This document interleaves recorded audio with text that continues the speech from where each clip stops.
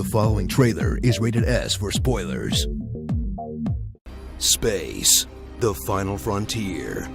The last place you can take your franchise. When you've made so many games, you don't even know what it is anymore. So you just give up and make it Star Wars. Call of Duty, Infinite Warfare. Experience the latest in gaming's most ubiquitous yearly franchise that you've either already purchased or decided to hate long before you even knew what it was, as Infinity Ward combines the classic military fetishism of the Call of Duty franchise with the most futury of their settings to date, to create a tale of a grim future where war is fought by robots and a deeply expendable space navy, in a world that feels a lot like an off-brand Halo sequel, except it's depressing as f***, and everybody's saying Oscar Mike all the time. Strap in to the constantly shattering spacesuit of Nick Reyes, a generic military badass and unlikely captain whose fatal flaw is human empathy. Then join up with an entire ship's worth of other generic military badasses with nearly identical character traits, and a robot buddy who's somehow more likable than most of the humans. How's that? Then watch them all get brutally murdered immediately after you have an emotional moment with them, in a twist that kind of loses its impact when you do it 14 times in a 5-hour campaign, as you take the fight to a bunch of war-criming space Russian Mars colonists led by Jon Snow, who gets a fourth of Kevin Spacey's screen time and then gets snuffed in an anticlimactic cutscene, because it turns out that shit's expensive. Step on board the Retribution, a massive star destroyer that consists of 4 rooms, a hallway, and a TV that's always playing Fox News, and suit up for Infinite's campaign mode, where you'll alternate between bombastic space combat and future fighter jets that feels so much like Star Fox it even has the launch sequence, but is somehow even more simplistic as it does 90% of the flying for you.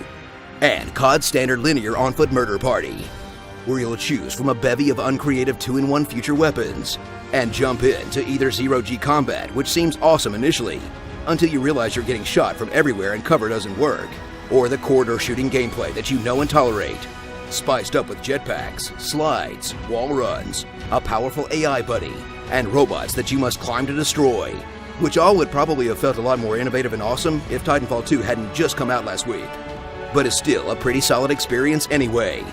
Hey, fun fact, did you know you can actually enjoy 2 FPS games at the same time? Crazy, I know.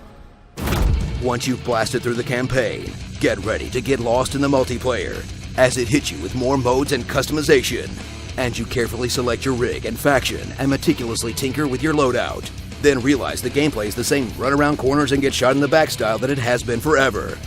Except for the parkour from Advanced Warfare and MOBA style classes from Black Ops 3, you'll sometimes get shot from above too, and 90% of your options are still locked until you play for hours and hours, because someone decided that was fun a decade ago, and we've never looked back since. Hey, at least this one doesn't have dogs.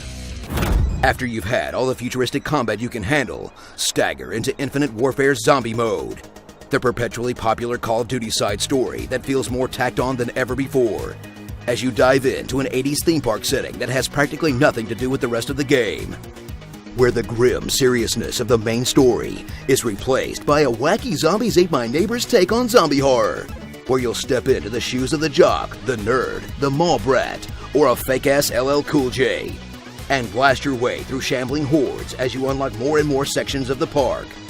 Then uncover the many secrets that Zombies Mode has lying just beneath the surface that you'll never uncover because your garbage teammates die every time on Wave 10.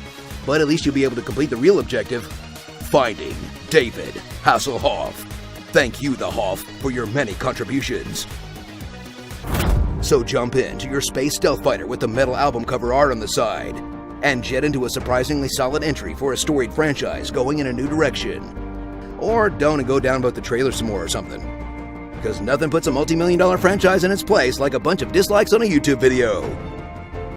Starring Starship Trooper, Lieutenant Salty, Romar, Biggs and Wedge, He's Snow Spacey, Chekhov, oh wait, I was supposed to care about you? And BT. Star Tours, Infinite Sadness. Wait, there's an achievement for listening to all these sad-ass killed in action letters? Come on, Activision. Why do you gotta make me weep for my hot Chivos? Be sure to subscribe for more honest game trailers, and tell me what you'd like to hear me say in my awesome voice. Wow. That's not how it works. That's not how any of this works. Wall chicken is best chicken. The Indians blew a 3-1 lead in the World Series. There is always money in the banana stand.